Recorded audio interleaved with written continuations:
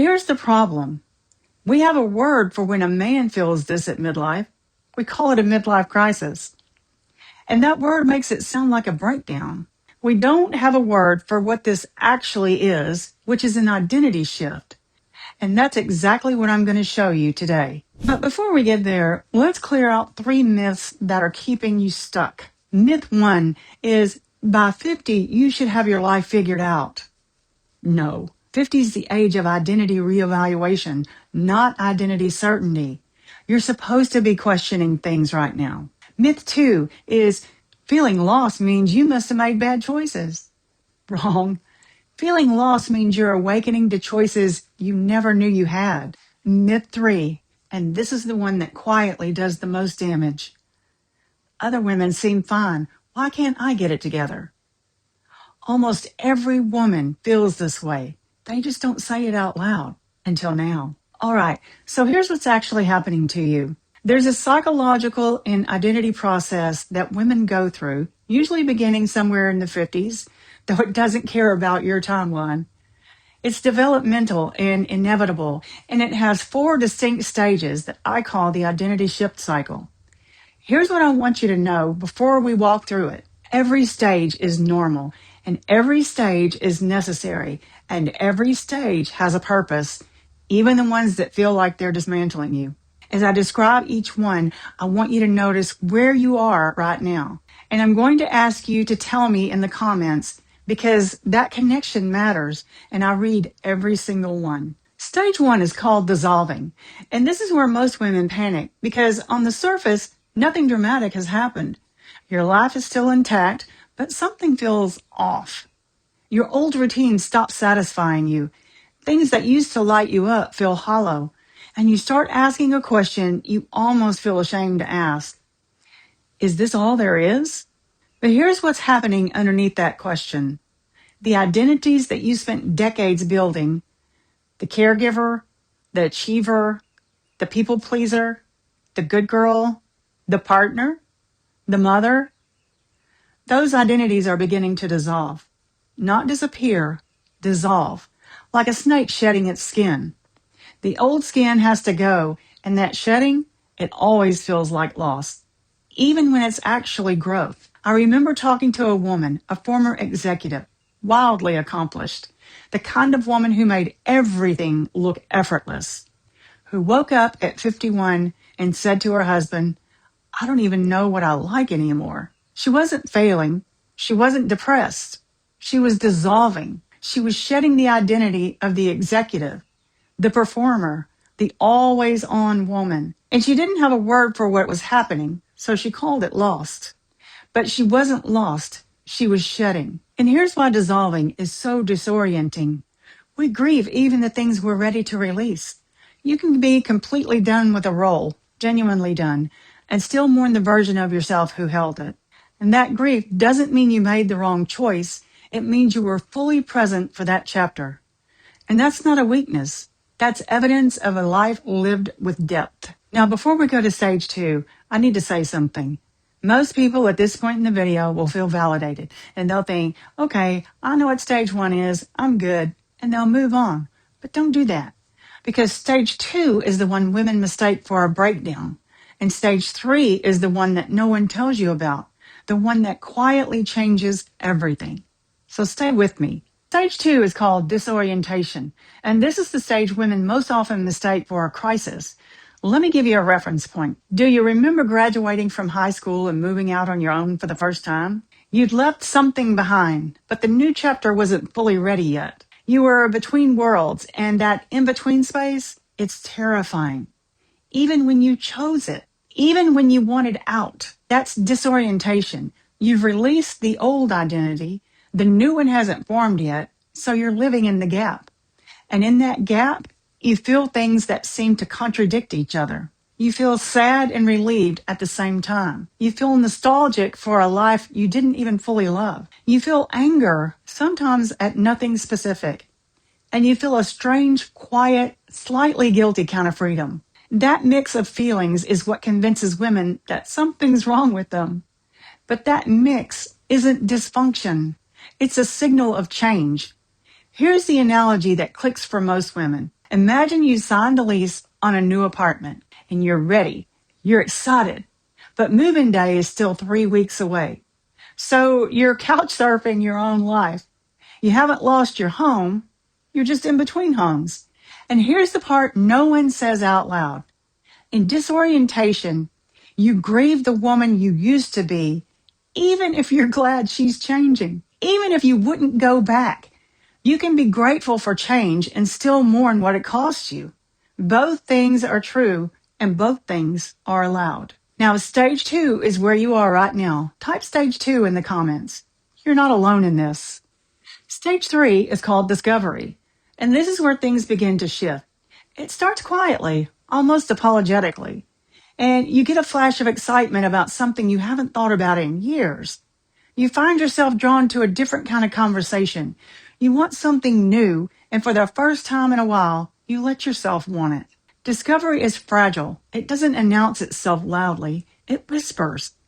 And the critical mistake that women make at this stage is waiting for something big to show them a direction. A revelation, a sign, a clear and certain answer from the universe. But discovery doesn't work like that. It works in tiny experiments. Maybe you pick up a book in a genre you've never touched before. Maybe you say yes to an invitation you would normally decline. Or maybe you stop asking, what should I do? And you start asking, what feels true for me now? These aren't distractions. They're not random. They're your new self testing the water, one toe at a time. I know a woman who spent 30 years as a school administrator, brilliant, organized, the one everyone depended on. And after she retired, she took a watercolor class just to try something. She hadn't painted since she was a teenager. Within 6 months, she had a small studio and a community of women who painted with her. And for the first time in decades, she said, I feel like myself. Not the administrator, not the leader, her. She didn't plan that. She discovered it by accident, one tiny experiment at a time.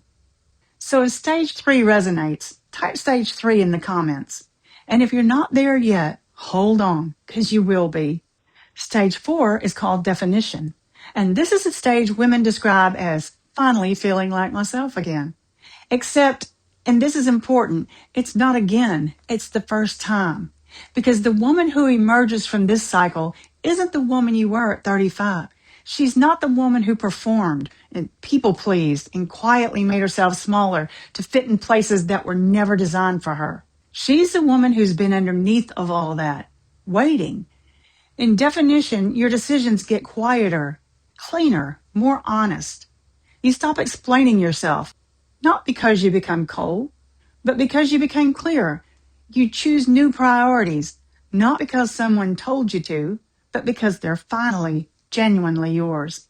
New boundaries, new friendships, new ways of spending your time built on authenticity and not obligation. This moment comes. It comes for every woman who has the courage to stay in the cycle instead of running from it. If stage 4 resonates, if you've been there or you can feel it approaching, type stage 4 in the comments. And if you're in stage 1 or 2, type that too, because knowing where you are is the first step to knowing where you're going. Here's the truth most women never hear, and I want to say it directly. This is not personal. It's developmental. Your brain, your identity, your psychology are designed to do this. At this stage of life, something biological and emotional demands a rewrite. It's not because you failed. It's because you outgrew everything else. Think about who you were at 35. You lived for approval. You followed the rules. You performed your roles beautifully and dutifully, and you belonged to everyone except yourself. Now you're being called towards something different. Truth, alignment, boundaries, reinvention. And the shift from that woman to this one feels disruptive because it is. It's supposed to be. So here's the question I want to offer you before we move into your action step. What if feeling lost isn't the problem? What if it's actually the invitation? Now, I don't want you to just watch this video and go back to your day unchanged. I want you to feel this shift. So here's your challenge. Tonight, or right now if you can, take a quiet inventory of your life. your habits, your commitments, the patterns, the way you talk to yourself. And find one thing that no longer fits the woman you're becoming. Not 10 things, just one. And say it out loud. I don't want this anymore. Write it down and then cross it out. That single act tells your brain, I'm allowed to outgrow what once worked. And that builds clarity. And clarity is the first signal that reinvention has already begun. If you did it, or if you're going to do it, type, I said it in the comments. Let me cheer you on. This is how reinvention starts. Quiet decisions and powerful ownership. Now, if what we talked about today resonated, if you could see yourself somewhere in that identity shift cycle, then the most important thing you can do right now is get clear on exactly where you are in it. Because some of you are deep in the dissolving stage, just beginning to feel the ground shift beneath you, while others are already moving through the disorientation cycle and catching glimpses of what's next. And where you are determines what you need most right now. I created a short next chapter quiz that shows you exactly where you are in your reinvention and what your most important next step should be. It takes about 5 minutes, and that kind of clarity, it's the difference between spinning in place and actually moving forward. If you haven't already, you can also download the free Reinvention Roadmap, a practical guide to help you start taking action right away. Both links are in the description below. Start with the quiz and then let the roadmap show you exactly what to do next. Now, the identity shift cycle leads to something most women don't expect. Because here's what's waiting on the other side of this shift. Your most powerful years. They're not behind you, they're still ahead of you. And in my next video, I'm going to show you exactly why your 50s and beyond are the years when women become sovereign, fully themselves, unapologetically alive. It's called the sovereign shift, why your 50s are your most powerful years. And it's going to reframe everything you think you know about where you are right now. This is your time. Don't waste it trying to be who you were in your 20s and 30s. Be who you are right now. I'm Dr. Linda, and I'll see you in the next video.